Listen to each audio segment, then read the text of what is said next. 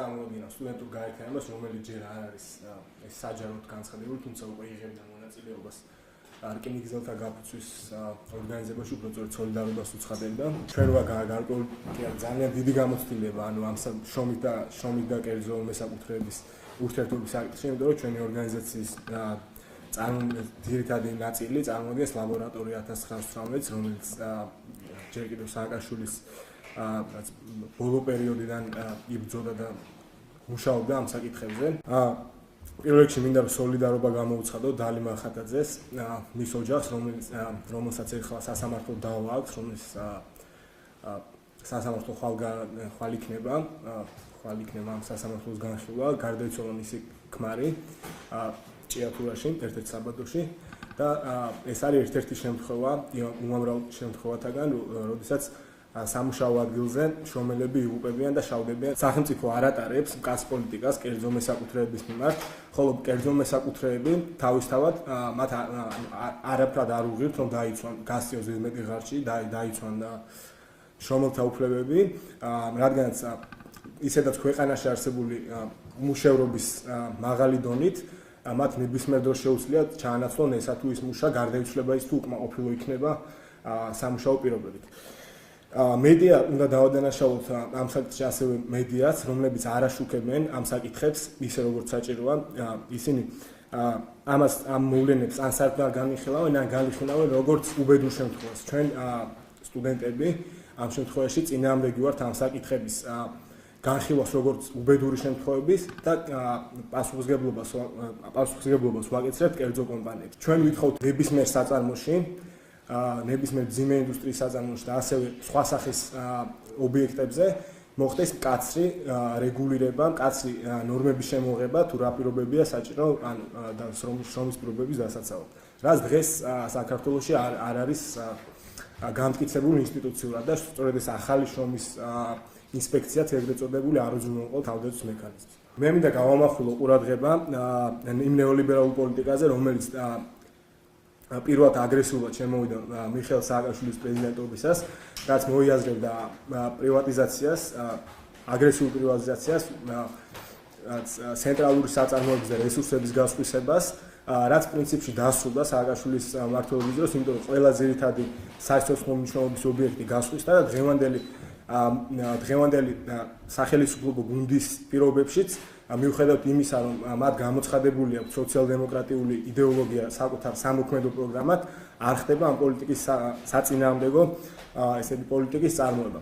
რაც გამოიხატება ნებისმიერ დავაში, გამოიხატება კერძო ინვესტორების დაცვაში, რაც იგულისხმება ამ შემთხვევაში იმაში, რაც გამოიხატება იმაში, რომ სახელმწიფო არასდროს არ ერევა როგორც აქტიური მხარდამჭერი მაგალითად მუშების და სხვადასხვა დასაქმებულების. სწორედ ეს ნეოლიბერალური პოლიტიკა განსაზღვრავს იმას, რომ დღეს საქართველოში როგორც ესე იგი ჯინის ინდექსით იქნა ნაჩვენები, უთანასწორობის ყველაზე მაღალი დონე ჩვენს რეგიონში.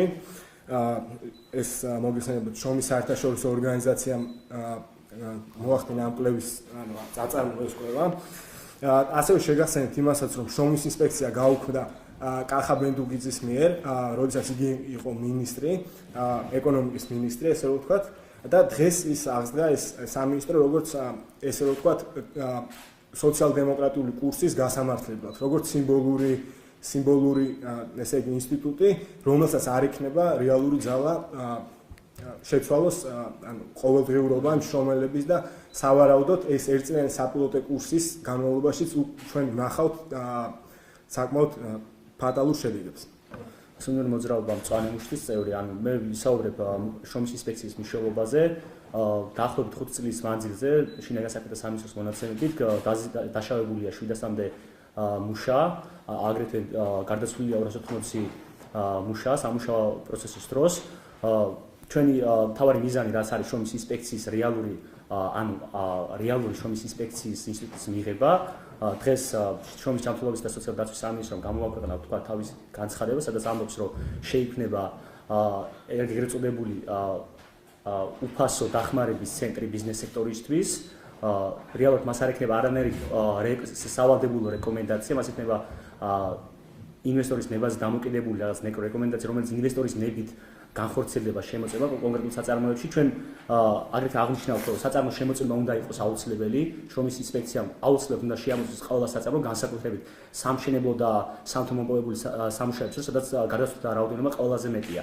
აგრეთვე ჩვენ ვსაუბრობთ არაადეკვატური შრომის ანაზღაურებაზე, სამკერვალო ფაბრიკებში 200 ლარამდე ხელფასი აქვს და სამუშაო საათები არის ძალიან ცუდი, 9-10 საათის განმავლობაში, საშუალოდ რაც შრომის კოდექსის დარღვევა ახორციელებენ საწარმოები ამ ადამიანების ექსპლუატაციას. აგრეთვე მომსახურების სფეროში, სადაც ძალიან ცუდი სიტუაციაა, განსაკუთრებით სავაჭრო ცენტრების შემთხვევაში 11 საათის განმავლობაში ადამიანები მუშაობენ, რაც პირდაპირ უგულებელყოფს შრომის კოდექსსა ზოგადად კანონმდებლობას, საქართველოს კანონმდებლობას. შრომის ინსპექცია იქნება ის ინსტიტუტი, რომელიც გააკონტროლებს ამ ყოველივეს. თუ არ იქნება ვალდებულება ამის შემოწმების, ანუ ეს იქნება უარყოფა იმ პოლიტიკის, რასაც რეალურად მთავრობა და კონკრეტული პარტია აცხადებდა წლების წინ, რომ ის გაატარებდა სოციალ-დემოკრატიული ღირებულებების პოლიტიკას. რეალურად ვხედავთ სხვა რამეს, ან შრომის ინსპექცია არის როგორც დღევანდელი შრომის ჯანმრთელობის და სოციალური დაცვის სამინისტროს მიერ შემუშავებულ პროექტით, შრომის ინსპექცია იქნება ერთ-ერთი ორგანო, რომელიც უზრუნველყოფს გაპიარებას, ასე რომ ვთქვათ, კონკრეტული საწარმოების, რომლებიც თვითონ თავიანთი ნებით მოისურვებენ თავიანთი კომპანიის შემოწმებას.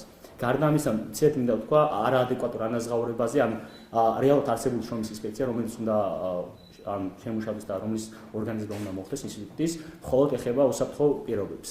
ან შრომის ინსპექცია მხოლოდ უსაფრთხო პირობებს არ მოიცავს. ის მოიცავს აგრეთვე შეებულების დროის შემოწმებას, თუ რამდენად უზრუნველყოფენ თქვა შრომის კოდექსის შესრულებას, აგრეთვე უზრუნველყოფს ადეკვატური ხელფასის შემოწმებას, რამდენად ადეკვატურია გაწეული შრომაზე მის გაცემული ხელფასი. აგრეთვე უზრუნველყოფს კონტრაქტის შესაბამისად ვალდებულების შესრულებას ორივე მხარის შესაბამისად. შრომები დავით, რომელიც შეიძლება წარმოებდეს ამ პროცესის დროს, მას შეიძლება მკაცრი რეგულირება, იმიტომ რომ მოგეხსენებათ რა მდგომარეობაში საქართველოს ეკონომიკა და შრომითი პირობები, ურთიერთობები დასაქმებულს და დასაქმებულს შორის, ამის არანაირი რეგულირება არ ხდება. ყველა მოქალაქე იცის, რომ აქვს უფლება, მაგრამ ამის დაცვას და უზრუნველყოფას არავინ არ აღიარებს და არ ასრულებს. ჩემი საქმე ეს იყო, პირველ რიგში იმას ვიტყვი, რომ სოციალ პასუხისმგებლობა, რომელიც უნდა მოითხოვებოდეს გარდა გარემოს ან შიდა გარემოსი, ის კომპანია, რომელიც შიდა გარემოს ვერ უზრუნველყოფს კონკრეტული დასაქმებული პირის უსაფრთხოებას, მას ვერანაირად ვერ მოთხოვს ვერც სახელმწიფო, ვერც საზოგადოება გარე სოციალ პასუხისმგებლობას, გარემოს დაბინძურება და ასე შემდეგ. დიდი მადლობა. თორნიკე ხომერიკი, საქართველოს ახალგაზრდა მწვანეების არასამთავრობო ორგანიზაციის წარმომადგენელი. მე მინდა ჯერტი განვაცხადო, რომ ჩვენი ორგანიზაცია უერთდება ხვალიდან დაწყებულ პროტესტს შრომის უფლებების შესახებ და მინდა ხაზი გაუსვა მედიის გაშუქების ფორმის მნიშვნელობას ამ პროცესებში. დღესდღეობით ამ მოვლენების გაშუქებისას მედია უმეტეს შემთხვევაში შრომის უფლებების, შრომითი უსაფრთხოების და პირობების მოვლენების გაშუქებისას ამ პროცესებს განიხილავს ცალკეულ შემთხვევებად და განიხილავს საწარმოებსა და ინდივიდებს შორის ერთეული საწარმოო კონფლიქტის მაგალითებად და არა ზოგადი სოციალური, ეკონომიკური და პოლიტიკური პროცესის ნაწილად. და ჩვენ ვფიქრობთ, რომ მნიშვნელოვანია განსაკუთრებით ანალიტიკურ გადაცემებში იმ ამ მოვლენები, როგორც მოვლენების განვითარების გრძელვადიანი პროცესის მიყოლა, ასევე ფართო დისკუსია ეკონომიკური პოლიტიკის ჭრილში და არა მარტო ცალკეულ შემთხვევებში საზოგადოებრივი და საზოგადოების და დასაქმებულთა ინტერესების შესახებ. ასევე მინდა აღვნიშნო, რომ მედია საშუალებებში არ ეთმობა ფართო გაშუქებისთვის სივრცე საგამოძიებო ჟურნალისტიკის მიმართულებით ჩატარებულ სამუშაოებს შრომით უფლებებზე და პირობებზე და აქედან იმის მიუხედავად, რომ სწორედ ასეთი ჟურნალისტური გამოძიების მაგალითები არის, სწორედ ამის საშუალებით შეგროვებული და მოპოვებული ინფორმაცია არის ხოლმე ერთ-ერთი უმნიშვნელოვანესი წყარო შრომითი უფლებების და შრომითი პირობების შესახებ საზოგადოებისთვის რეალური ინფორმაციის მიწოდების. და აქედან გამომდინარე, რომ მედია არ უთმობს ამას ფართო საერთო დროს, ასეთი ინფორმაცია ხშირად რჩება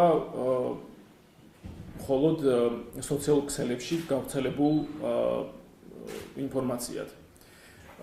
და ასევე დასკვნის სახით მინდა აღნიშნო, რომ გამომდინარე იქიდან, რომ შრომის პირობები, შრომის უსაფრთხოება და დასაქმებულთა უფლებები არის ისეთივე ფართო საზოგადოებისთვის მნიშვნელოვანი საკითხებია, როგორც მაგალითად ინდუსტრიულ დასახლებებში არსებული ეკოლოგიური მდგომარეობა, ან როგორც არის მაგალითად ურბანული პოლიტიკა და სხვა, მნიშვნელოვანი იქნება მედიის მხრიდან, როგორც ხვალიდან დაწყებული პროტესტის შინაარსობრივი გაშუქება, ისე ამ პროტესტის განმავლობაში გაცხადებული სხვადასხვა თემის მიმართ ანალიტიკური სივრცის დათმობა.